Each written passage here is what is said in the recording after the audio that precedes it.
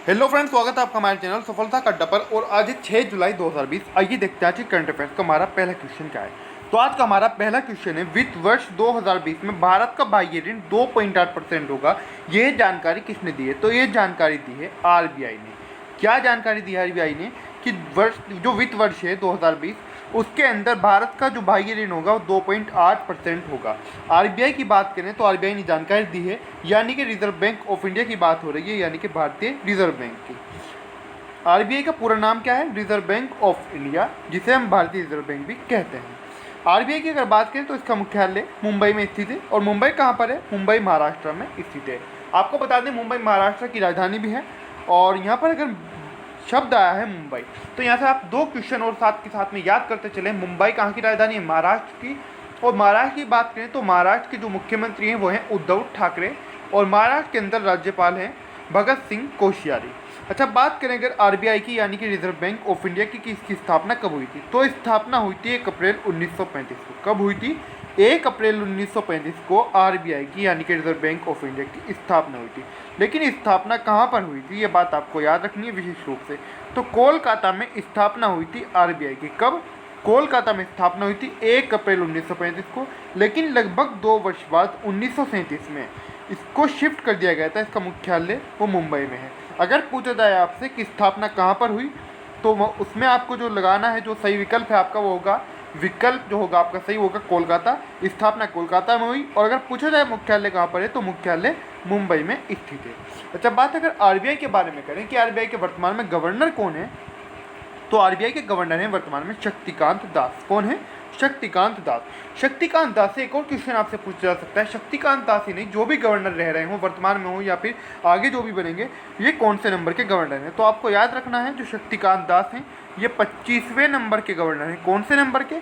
25वें number के governor हैं शक्तिकांत दास। इनसे पहले 24 गवर्नर और आरबीआई के रह चुके हैं। आगे बढ़ते हैं, देखते हैं अगला क्वेश्चन क्या है। अगला क्वेश्चन है हमारा, विश्व एलर्जी सप्ताह कब मनाया गया है? तो विश्व एलर्जी सप्ताह अभी मनाया गया है 28 जून से 4 जुलाई तक। कब तक? 28 जून से 4 जुलाई तक विश्व एलर्जी सप्ताह मनाया गया है। अगर बात विश्व एलर्जी सप्ताह की करें कि इसे कौन मनाता है, तो आपको याद रखना है, विश्व एलर्जी सप्ताह विश्व एलर्जी संगठन के द्वारा मनाया जाता है। किसके द्वारा? विश्व एलर्जी संगठन के द्वारा ही विश्व एलर्जी सप्ताह मनाया जाता है। आगे बढ़ते हैं, देखते हैं अगला क्वेश्चन क्या है। अगला क्वेश्चन है हमारा, कंप्यूटर एज मैनेजमेंट सर्विसेज की साझेदारी में म्यूचुअल फंड्स के खिलाफ इंस्टा लोन किसने लॉन्च किया है? तो कंप्यूटर एज मैनेजमेंट सर्विसेज की साझेदारी में म्यूचुअल फंड्स के खिलाफ इंस्टा लोन जो लॉन्च किया है वो किया है आईसीआईसीआई बैंक ने। किसने किया है? इंस्टा लोन लॉन्च किया है आईसीआईसीआई बैंक ने। अच्छा, आपके जहन में एक सवाल और आता होगा कि आईसीआईसीआई बैंक है क्या? क्योंकि एक बैंक है एसबीआई, जिसका पूरा नाम है स्टेट बैंक ऑफ इंडिया। ऐसे ही बैंक हो गया पीएनबी, जिसका नाम है पंजाब नेशनल बैंक। ऐसे ही है कि RBI reserve bank of India, जिसके बारे में अभी पढ़ के आए हैं। तो ऐसे आईसीआईसीआई बैंक, इसके बारे में क्या आपने कभी जानने की कोशिश की है या आपको पता है? अगर पता है तो अभी कमेंट कीजिए कि इसका पूरा नाम क्या है। इसका पूरा नाम है आईसीआईसीआई बैंक का, क्योंकि ये भी परीक्षा के अंदर पूछा जा सकता है, industrial credit and investment corporation of India. ये इस बैंक का पूरा नाम है। किसका? आईसीआईसीआई बैंक का। अच्छा, बात अगर हम आईसीआईसीआई बैंक के बारे में करें तो इसकी स्थापना जून 1994 में हुई थी और इसका मुख्यालय मुंबई में स्थित है। कहाँ पर? मुंबई, महाराष्ट्र में। आगे बढ़ते हैं, देखते हैं अगला क्वेश्चन क्या है। अगला क्वेश्चन है हमारा, धर्म चक्र दिवस कब मनाया गया है? तो धर्म चक्र दिवस को अभी 4 जुलाई को मनाया गया है। कब मनाया गया है? 4 जुलाई को धर्म चक्र दिवस मनाया गया है। और ये क्यों और कैसे मनाया गया है? ये मनाया गया है संस्कृति मंत्रालय के तत्वावधान में। किसके तत्वावधान में? जो हमारा संस्कृति मंत्रालय है उसके तत्वावधान में धर्म चक्र दिवस को मनाया गया है। अंतर्राष्ट्रीय बौद्ध परिषद ने आषाढ़ पूर्णिमा को धर्म चक्र दिवस के रूप में मनाया है। किसने मनाया है? अंतर्राष्ट्रीय बौद्ध परिषद ने आषाढ़ पूर्णिमा को इन्होंने धर्म चक्र दिवस के रूप में मनाया है 4 जुलाई को। आगे बढ़ते हैं, देखते हैं अगला क्वेश्चन क्या है। अगला क्वेश्चन है हमारा, किस बैंक ने जिप ड्राइव ऋण पेशकश की घोषणा की है? यानी कि कौन सा बैंक है जो जिप ड्राइव ऋण पेशकश की योजना जिसने बनाई है और इसकी इसने घोषणा की है? ये की है एचडीएफसी बैंक। ये इसको लाने की, इसने पेशकश करने की इसकी घोषणा की, यानी कि अभी पेशकश नहीं की लेकिन पेशकश जल्दी ही करेगा। HDFC बैंक की बात करें तो स्थापना इसकी अगस्त 1994 में हुई थी और इसका मुख्यालय भी मुंबई महाराष्ट्र में स्थित है। किसका? HDFC बैंक का। आगे बढ़ते हैं, देखते हैं अगला क्वेश्चन क्या है। अगला क्वेश्चन है हमारा, हाल ही में कौन सा बैंक NGFC में शामिल हुआ है? तो NGFC में शामिल हुआ है ADB। कौन सा बैंक? ADB। ADB की बात करें तो यानी कि एशियन डेवलपमेंट बैंक की बात हो रही है। किसकी? एशियाई विकास बैंक, एशियन डेवलपमेंट बैंक की। इसकी स्थापना 19 दिसंबर 1966 को हुई थी ADB की यानी कि एशियन डेवलपमेंट बैंक की, और इसका मुख्यालय यानी कि हेडक्वार्टर फिलीपींस में स्थित है। किसका? एशियन डेवलपमेंट बैंक का। अच्छा, अब ये NGFC क्या है? पहले जानिएगा NGFC का पूरा नाम क्या है। NGFC का पूरा नाम है network for greeting the financial system. क्या है? Network for greeting the financial system. NGFC को आपको याद रखना है, NGFC को 12 दिसंबर 2017 को पेरिस वन प्लेनेट समिट में लॉन्च किया गया था। कब हुआ था?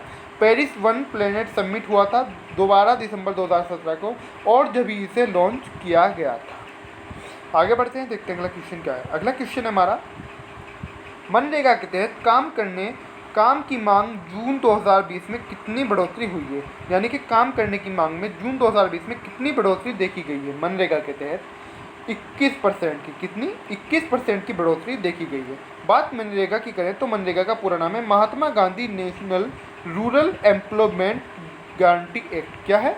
महात्मा Gandhi national rural employment guarantee act, ये इस योजना का पूरा नाम है। आगे बढ़ते हैं, देखते हैं अगला क्वेश्चन क्या है। अगला क्वेश्चन है हमारा, 5 बार के विश्व बैडमिंटन चैंपियन लिन डैन ने संन्यास की घोषणा की है। तो लिन डैन ने संन्यास की घोषणा की है, ये किस देश से हैं?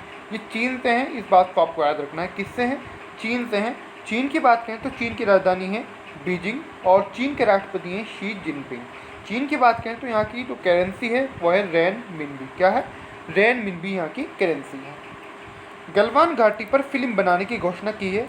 हाल ही में गलवान घाटी पर मुठभेड़ हुई थी जिसमें हमारे 20 जवान शहीद हो गए थे। चीन की ओर से एक तरह का आक्रमण था। तो गलवान घाटी में जो कुछ घटना घटी है उसको लेकर फिल्म बनाने की घोषणा किस अभिनेता ने की है? ये की है अजय देवगन ने। किसने की है? अजय देवगन ने की है।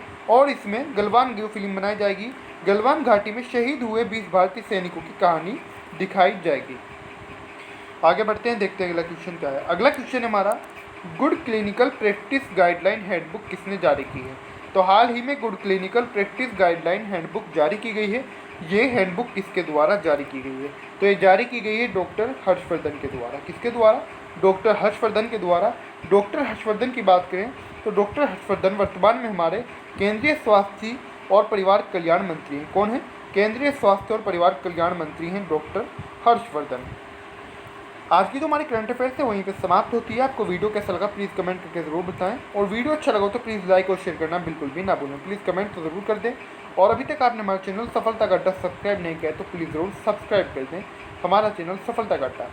और एक बात और विशेष रूप से याद रखें, जब आप इसको सब्सक्राइब कर रहे हो तो ऑल पर प्रेस करें। कुछ स्टूडेंट्स क्या करते हैं कि वो ऑल पर प्रेस नहीं करते, जिससे कि उनको क्या नुकसान होता है कि उन तक जो भी हम वीडियो अपलोड करते हैं वो उन तक उसका नोटिफिकेशन नहीं पहुँच पाता है। और एक बात और विशेष रूप से आप याद रखें, आपके लिए एक विशेष क्लासेस चलाई जा रही हैं कोविड-19 ट्यूशन क्लासेस, उनको आप लेना ना भूलें। जो स्टूडेंट उनको ले चुके हैं वो उनका साथ में साथ रिवीजन भी ज़रूर करते रहें, क्योंकि आपकी आगामी जो परीक्षाएं हैं, चाहे आपका टेट का एग्जाम हो, चाहे आपका रेलवे NTPC का हो, रेलवे ग्रुप डी हो, टेट का एग्जाम हो, यूपी पुलिस हो, दिल्ली पुलिस हो, चाहे SSC का कोई सा भी एग्जाम हो, तो उसके अंदर कोविड-19 से क्वेश्चन ज़रूर पूछे जाएंगे। अभी तक हमारी 14 क्लासेस कोविड-19 क्वेश्चन आ चुकी हैं। जिन स्टूडेंट ने नहीं लिया है वो उन सभी क्लासेस को ले लें, और जो ले चुके हैं